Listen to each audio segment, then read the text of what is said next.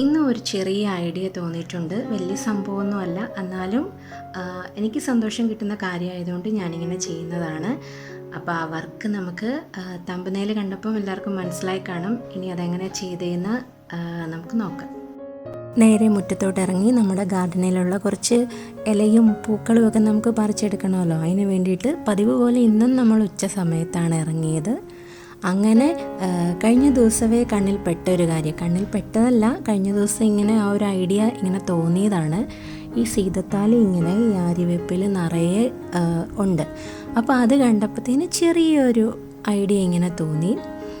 വീണ്ടും ഞാൻ പറയുകയാണ്, വലിയ സംഭവമൊന്നുമല്ല, എന്നാലും മൈൻഡിൽ തോന്നിയതുകൊണ്ട് ചെയ്ത് നോക്കാനൊരാഗ്രഹം.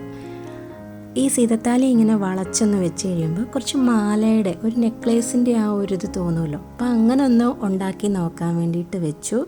അതിൽ റോസപ്പൂവിൻ്റെ പെറ്റൽ പാതി കളഞ്ഞിട്ട് ഇങ്ങനെ വെച്ചു. പക്ഷേ ഇതാണ് ആദ്യം പ്ലാൻ ചെയ്തത്. അത് കഴിഞ്ഞിട്ട് അതെനിക്ക് അത്ര ഭംഗിയായിട്ട് തോന്നിയില്ല. അതുകൊണ്ട് ഞാനത് ബോള് പോലെ ഉരുട്ടിയിട്ട് ആ ഗ്രീൻ്റെ നടുക്ക് വെച്ചു. പിന്നെ അതിൻ്റെ ചുവട്ടിലും ആ റോസപ്പൂവിൻ്റെ ഇതളുകൾ ബോള് പോലെ ഉരുട്ടിയിട്ട് ഇങ്ങനെ വെച്ചിട്ടുണ്ട്, ചെറിയ സ്റ്റോൺ പോലെ. ഇതാണോ നല്ലത്, ആ റോസപ്പൂ ആദ്യം വെച്ചതാണോ നല്ലത് എന്നൊക്കെ ഉള്ളതൊന്ന് കമൻറ്റ് ചെയ്യണം കേട്ടോ.